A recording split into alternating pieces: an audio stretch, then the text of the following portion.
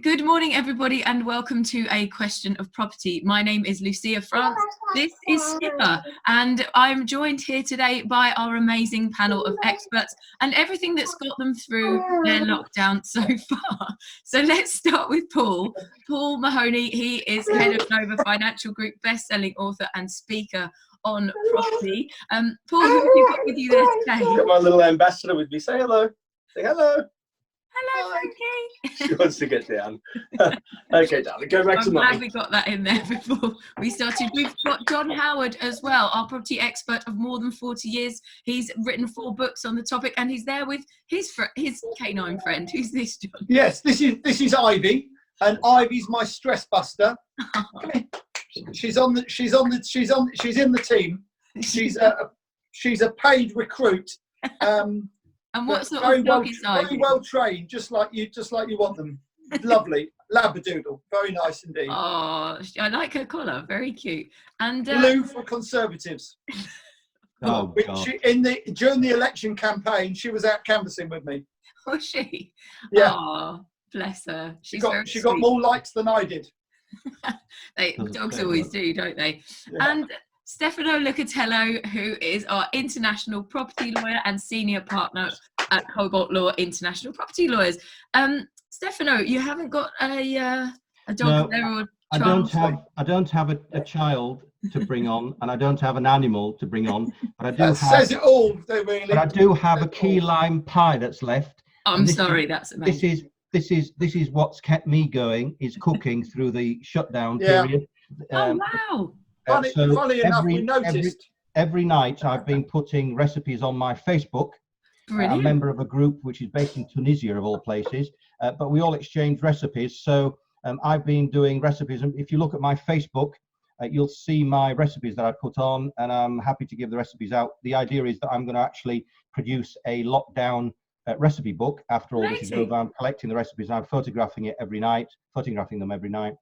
And then this will form part of a recipe book, which I'll then publish. So that's what I'm doing. Fantastic. I didn't know that was homemade. I didn't realise that. Yes, it's homemade. It's got 3 limes and 3 lemons in it, the zests, biscuits as a base, and it's got mascarpone cheese in it, and it's got Italian, of course. Philadelphia cheese. Yeah, well, you get better consistency with it. And the other half of it's gone to one of my partners, my business partners, who loves it. So he's had the other half, and the other half's been left for me to eat.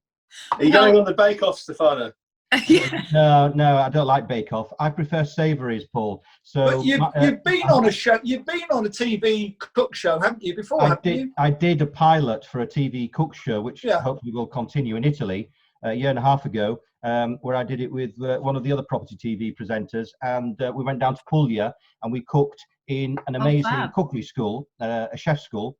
And I was fortunate enough to be awarded a chef's jacket at the end of it. It was almost like a trial, and it went really well. And it was great fun to do. So I want to do the other regions of Italy, like Florence, the Tuscany region, the Umbria region, where my father was from, and closer to Naples, where my mum was from, just south of Naples. So particular areas of Italy with particular cookery, different things of cookery. So the north is totally different from the south. That's what I want to do. Come on, let's get on with the property. Yeah, I'd just like to say as well, one of my friends, Thomas Frake, has just won MasterChef. So congratulations to Thomas. Right. And nothing like name dropping, eh? Yeah, very proud of him, very proud. Right, but back to property, of course. Thank you very much there, guys, for bringing on our families and our passions there. So let's move over to, I'll leave Stefano because he's just got a mouthful of food. Paul. Okay, let's see. I've got my first buy-to-let and the lender has withdrawn my loan, but he's saying they will reoffer it again shortly. What does this mean? And do you think I will still be able to proceed with the purchase? Okay. So it seems odd the lender would withdraw. I assume they must have been right at the start of the process, because so far as I understand, no lenders have been pulling applications in process or offers made, as far as I understand. Sorry, let me just clarify that. They said they're in the middle of the first buy-to-let and the lender's withdrawn. Sorry. Fair enough. Yeah. Okay. Yeah. So they might be in the middle of buying it, but that doesn't necessarily say where they are in the mortgage process. I wouldn't, if what they're saying is right, they have actually pulled the product, or they're not currently willing to offer them a mortgage, I would speak with a specialist buy-to-let broker and find another lender. Right. There's no, they say there's no honor among thieves. Lenders, it's all centralized now. There's no difference between a lender to a lender, really. You shouldn't really be staying loyal to one particular lender unless there's a real strong reason to do so, in my view. And there's about 140 lenders in the buy-to-let market now. So there's over 1,000 products available. So that there likely is a lender and a product that's suitable for this person to help them progress through that process. So I wouldn't be waiting on that particular lender if they've decided to withdraw their offer or their product. So basically, shop around. Sorry, Paul. People have had their offers withdrawn, haven't they? Certainly with their normal house purchase, people have had their offers withdrawn and re-offered at a lower percentage. That's definitely happened. Perhaps we do mostly buy-to-let mortgages, and that hasn't happened to any of our clients. Generally, we're finding that lenders are pausing mortgage progression. So, for example, I'm buying a place in Liverpool at the moment that is at valuation stage. Yeah. And obviously the valuation can't happen at the moment, so it's just Paul. And can I just say how pathetic that is with these bloody valuers? It's pathetic, Paul. The property presumably is empty you're buying. So it's a new build, Yeah, so the government's advice is if you can't work from home, you can go to work. So why on earth can't they go and view a property that's empty to do a valuation? Is beyond me, totally beyond me. It's absolutely crazy. Yeah. This isn't the first time this topic has come up, though, is it, John? No, it's not. It hasn't got any better, has it? It hasn't got any better.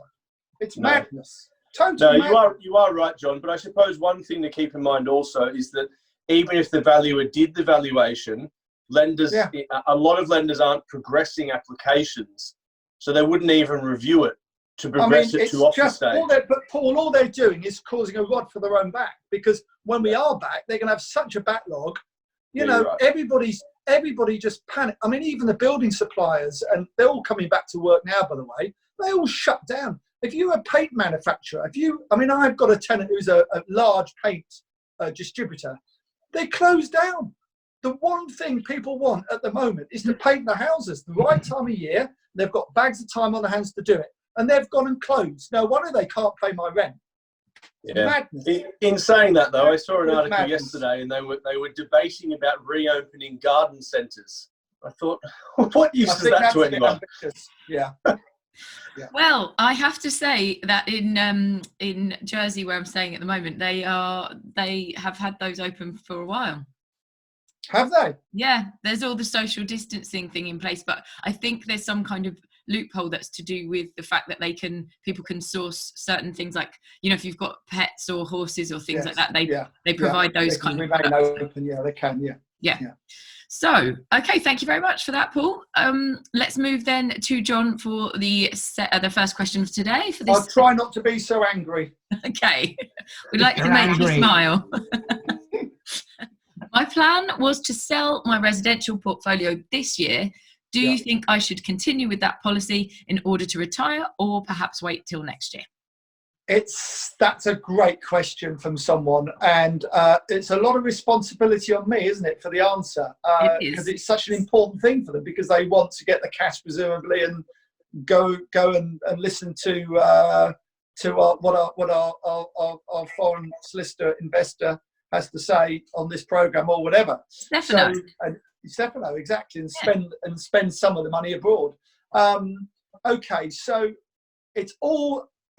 If the portfolio's got rental income, ultimately they've got no worries, have they really? Because they've got the income coming in. So if in doubt, you could argue do now, as the old saying goes. Right. However, if you think that it's going to get worse over the next couple of years in terms of valuation wise, if the property's going down in value, then you might decide to cut and run now. You might even be able to buy back the portfolio in 2 or 3 years' time for less money if you wanted to. So it's a very tricky one. You could do half and half. You could sell half your portfolio now, so get the cash in to go and retire, keep the other half. If you're going to keep it, I think you have to assume you've got to keep it 5 years. Right. Because I think it might take that long to come back to where it was. Yeah. It might be longer. It could be 10 years. I mean, Paul and I were talking yesterday on property summits. I work a lot with Paul, and I don't quite know why, but I do anyway. And he was rightly saying that actually in the Northeast, some property prices haven't come back yet since 2009. So wow. Depending where this portfolio is, you know, I think I would be tempted, if you're really committed to retiring, look to sell half now and maybe keep half for the 5 years. Okay, that sounds like balanced advice. One point, Lucia, point, the tax element of that, selling your part of your portfolio, capital gains, and all the other bits and pieces that come into it. I mean, remember that if you sell the whole of your portfolio and it was your main or business activity, you get business relief when you sell, and retirement relief as well.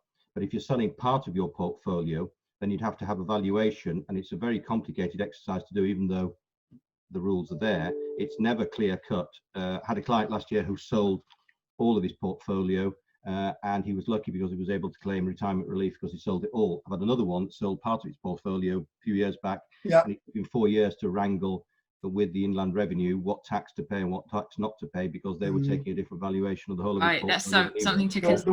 The one thing we always say on all these programs, isn't it, is always take professional advice when it comes to tax, legal. Obviously, we've got a legal beaver with us today, so it's great. But I mean, always take advice from accountants in terms of your tax situation. Don't ever take a flyer. And make sure it suits you. And we all know we're going to have to pay tax one way or the other. But do it before you actually sell the portfolio. Just a comment on that. So, beforehand, yeah. Sorry, go ahead. With regards to selling the portfolio into retirement, something that might be slightly against conventional wisdom, but can work depending on their situation, is looking at remortgaging the portfolio into retirement. So depending on the level of mortgage that they've got at the moment, especially if it's no mortgage or low levels of mortgage, perhaps taking a 50% loan to value mortgage, pulling 50% of the equity out of the properties and using that for whatever you want to do. I think they mentioned they're moving overseas or something. They want to retire, so yeah. That's a tax-free way of accessing that money. I was going to say, you're right, Paul. I mean, that's another option, which I didn't mention, and perhaps I should have done, but you know, that is tax-free. You know, that's and of course, you can then give some of that property away, the bits that aren't mortgaged or whatever, perhaps to your family to avoid inheritance tax as well, maybe. But of course, if you're trading those properties or prove you can trade those properties, it doesn't come under inheritance tax anyway. So there's lots. Right. That's why you need advice. And actually, the guy we work with a lot, property summits, Tony Gimple, would be perfect to answer this question. To be fair. Less tax for landlords, wouldn't he, Paul? I mean, perfect for that. Yeah. Well, it just proves, guys, that you have got to do your wealth management and your tax planning and your inheritance tax planning. Very much so. I agree, Stefano. And you've got to think of it. And I would say to clients who are rich enough to do it, give assets away during your lifetime, whether it's to your wife or to because of spouse relief, of course, or to your children. And then, you know, make sure that it's not a potentially exempt transfer, which is that you've got to survive 7 years for it and then die for it to fall out of your estate. Right. Okay. Sound advice there. Thank you very much, guys. Right. Let's go to Stefano then for your first question today. So this person has written and said that their mother lived in a flat in Spain, but has sadly recently died. Is selling an apartment there going to be similar to selling one in the UK? So that's in Spain.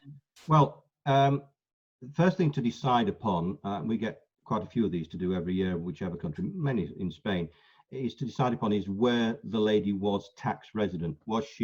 Did she just die in Spain because she happened to be there in a holiday season, let's say, but she was still tax resident in the United Kingdom?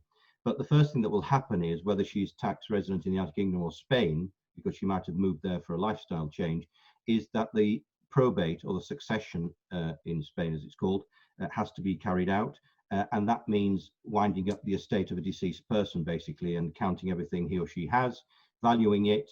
The first thing that will have to, under Spanish law, the first thing that has to be done is that 2 valuations minimum have to be taken for the property, if it's to be sold, and if it's to be brought into account in the succession. And the notario over there, the representative of the state, will open what's called a succession file. He'll do the administration of the estate. And if she died resident, although she died in Spain, if she died tax resident in the United Kingdom, what happens is that a grant of probate, if she left a will, a grant of probate will be taken out either by her family or executors or by a solicitor of the family. Or if she died intestate, that means without leaving a will, then a grant of letters of administration will be taken out by a member of the family usually. And the estate will be wound up in that part. The estate will include everything that's in your worldwide assets, so it will include the asset in Spain. And if she was married, at the time she was married, then as it stands at the moment, £650,000 worth of tax-free assets can be passed across. If she wasn't, then it's 325,000. So you'll need to see where she comes. So if she was single and she leaves over £325,000 worth of assets, then that amount over the 325,000 nil rate band is taxed at 40%. And if it's 650,000 because her husband's died as well and she's the last of 2 survivors, then anything above 650 grand is taxable at 40%. But what happens is that for the property in Spain to move on, as it were, out of her name into whosoever's name it is, whether it's a member of the family because there's a will or because it's sold, then there will have to be the equivalent of a grant of probate in Spain. So what will happen is that the English solicitor will send over to a Spanish notario the English grant of probate. That'll be translated, notarized, apostille with a Foreign and Commonwealth Office apostille, which is a recognition certificate that the probate has been done in the United Kingdom. Then the equivalent procedure can be done in Spain. Inheritance tax won't be payable in Spain, one, because it doesn't exist. Up to €1 million, you don't pay anything usually in Spain, but you can pay some. So you need proper tax advice and take it from there. But there is an equivalent procedure. You have to go through it, and you can't just sell the property without going through that procedure. And selling the property is quite easy. Just give it into the hands of an estate agent once that's done, and they can sell it. And talking about that's interesting. The 325 or the 650, I think you said, tax-free. Is that something that has to have been sort of agreed prior to somebody's death, or is that something that... No, it's the nil rate band. It's what's called the nil rate band, and each one of us has. So you, Lucia, you're married. So if you have assets and you die and you make a will and you leave those assets to your husband, then there's no tax, there's no inheritance tax between spouses in the United Kingdom. It's the incidence of inheritance tax applies only on the death of the second of the spouses. So what happens is the 2 nil rate bands of 325 as it stands at the moment are aggregated to leave 650. So if you were the second to die of the 2 spouses, if your estate was £1 million, then only the £350,000 above the 650 will be taxable subject to any release at 40%. Okay. Stefano, very quickly. So if that, do the 2 countries agree on the tax? So if there was, if the whole estate, if the flat was 500,000 euros or million euros in Spain, would they have to pay tax on that in Spain? No. Inheritance tax, or in the UK? Right. Okay. So if you die tax resident in the United Kingdom with an asset abroad, then you will not have to pay the succession. It's called succession tax abroad. Right. As opposed to inheritance tax. You will not have to pay succession tax abroad. Why? Because there's a double taxation treaty between the United Kingdom and 157 other countries, which means that if you have an asset abroad which attracts taxation of some type, but you are resident in another country and that country will tax you, you won't pay it twice. The only incidence of taxation that you might pay in another country is if the rate of taxation for that particular tax is higher. Let's say that the taxation rate for succession tax in Spain was 50% and in England it's 40%. You would pay a difference possibly of 10%. Right. You will never pay it twice. Thank you. Okay, great. And that's not going to be affected by Brexit or anything like that? No, it's got nothing to do with Brexit. No. Right, great. Thank you. Okay, let's move on then. John, it is your first question. No, I'm sorry. We've gone back to John, haven't we, already? Sorry. another question for John. First of all, I'd like to thank you guys for starting this show online. That's nice, isn't it? Very nice, isn't it? Thank you very much. Makes it all worthwhile. It does, it does. So my question is a very simple one. Where will the property market be in 2 years' time? Oh, God. Extremely simple. Is this Really having simple. a bit of Really a joke? simple. Okay. Funny enough, after property summits yesterday, I feel a little bit clearer. Okay. And a little bit clearer. And the reason I feel a little bit clearer is because there's 3 reports have come out from the 3 major agents in the UK. One says they think there'll be a drop of 13% in the next 12 months. Another said 5 to 10%, and another said 3%. Wow. So this is on the domestic market. Okay. So the domestic market, I think there's 2 markets. There's the domestic market, and there's what I call the dealing, investment, trading market, if you like. So on the domestic market, I think in certain areas where there hasn't been much unemployment, where there's not going to be much unemployment, I don't see the market moving very much at all. In other areas where there's where a town is decimated by unemployment, clearly that would have a much bigger effect. And as my good friend Paul says, and notice I said good friend this time, Paul, we're improving. It is a micro market, the UK market. So say in Manchester, where there's an awful lot of different employers and so on, that may not be affected at all. In 2008, 2009, I had a quite a large block in Brighton. I've still got it, fortunately. And in Brighton, where everywhere else dropped between 15 and 30%, Brighton didn't drop at all. So, it really just depends where you are in the country. And so I think that's the domestic market. Now, that's one thing. Now, what you've got to remember is that the trading market, the investment market, the dealing market, if you like, is a totally different animal, because it's all about risk and reward. It's all about borrowing money on the whole, leveraging your assets. These bridging companies are certainly not going to say you can have your interest-free period or this, that, and the other. It isn't going to happen. It's dog eat dog out there. Yeah. And anyone thinks it's not needs to wise up, because it is. So unless if you've got a buy-to-let mortgage, you don't need to worry for 20, 25 years probably. If you haven't, and you're on a short-term loan with a bank and everything's taking longer, good luck, because they're not going to be too sympathetic to you, I can tell you now. Some are, but most aren't. If you're on a bridging, you're crowdfunding, all these types of different investments you can borrow money from now, they're going to be tough on you. So anticipate that problem and to try and deal with it now, get extensions now rather than wait till they're due, and so on. Be wise, be smart. Right, yeah. Thank you. Straight talking advice there from John. Anything to add to that, guys?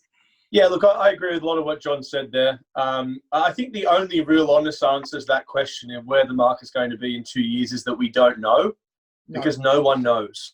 Yeah. And anyone who says they do is being disingenuous. No one knows, but we can guess based upon various factors. And experience.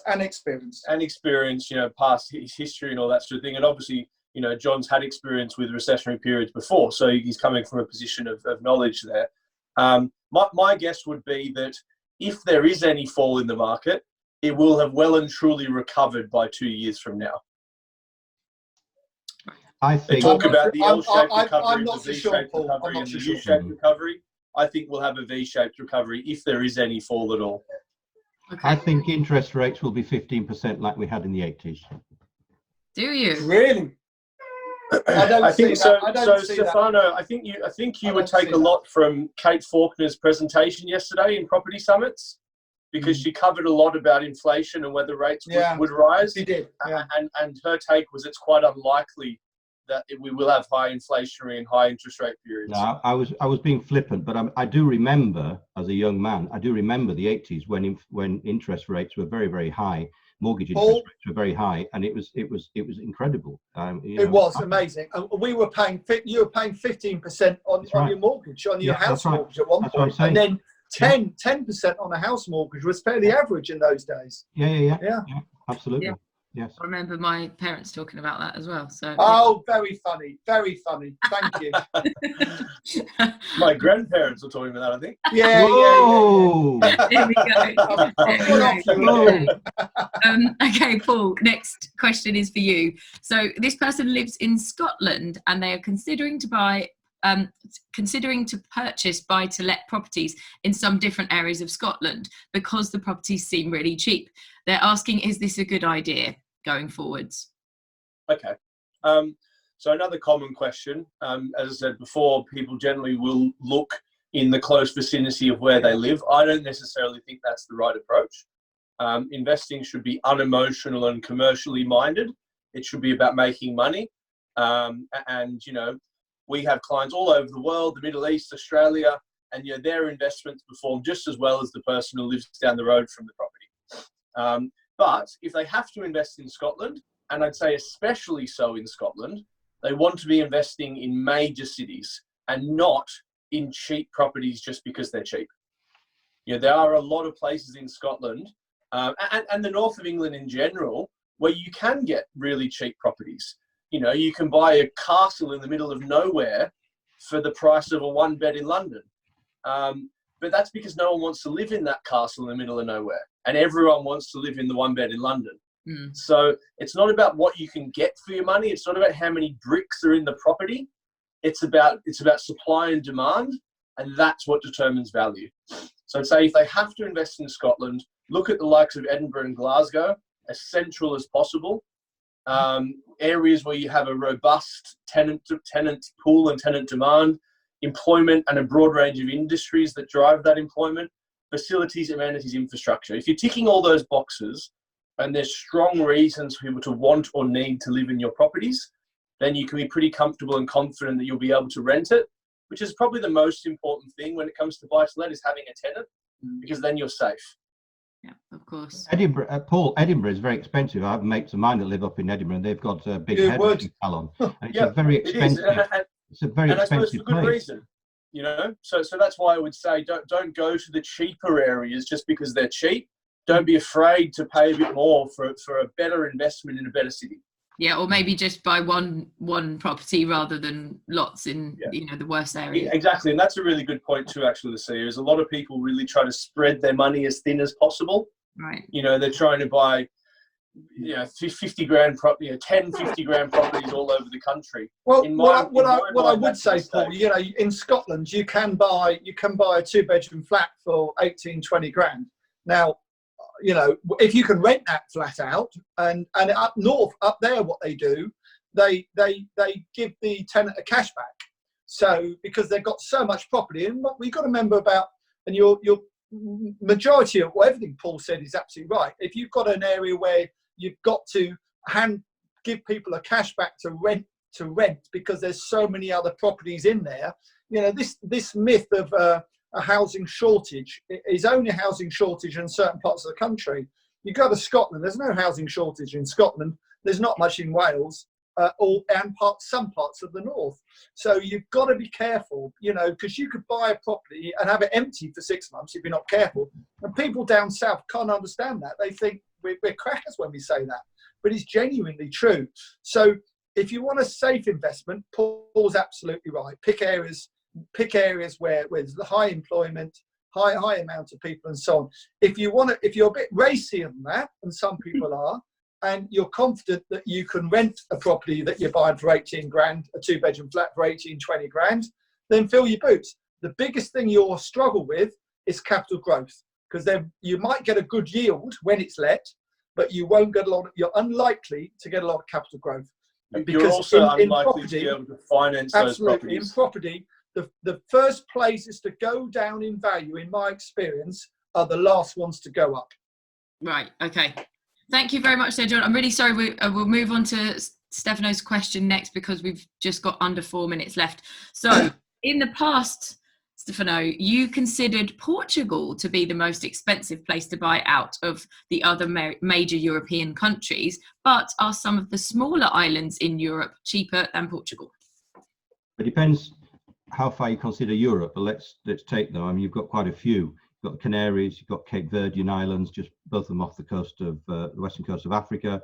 Close to home in the Med, you've got Ibiza, Mallorca, Menorca, and the Balearic Islands, Malta, Sicily.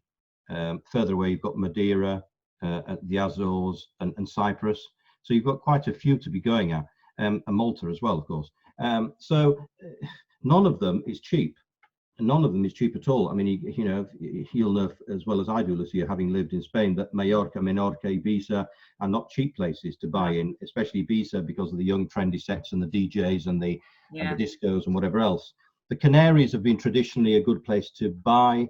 Fuerteventura is very expensive, and Gran Canaria, and there is not a cheap island by the very point of it. An island is limited in space, and as such is limited in number of properties, which puts up the value of the properties. And places where you could previously get cheaper properties like Tenerife, the Canaries, are going up in value substantially. And people are going to the smaller islands of the Cape Verdean Islands. I wouldn't buy in the Cape Verdean Islands because it's been something that has not matured. It's still a third world African state. And if you were to go to the islands, I'd try Cyprus, but even then, southern Cyprus is very expensive. It's gone up in value substantially. And, there is no real cheap. I think of all the cheapest islands, I would go Sicily. It's still a lot of territory that's been undiscovered, and you can still get some good value there, but none of the islands in Europe are cheap. Come on, close up because you've got a few seconds. I was just going to say we've got less than a minute, Stefano. Thank you so much for your concise answer there. Thanks very much to John Howard, Paul Mahoney, Stefano Lucatello. I've been Lucia France. Thank you very much for watching. If you'd like to send in your question, askask@aquestionofproperty.co.uk is our email address, and we'd love to hear from you. Thanks very much for watching.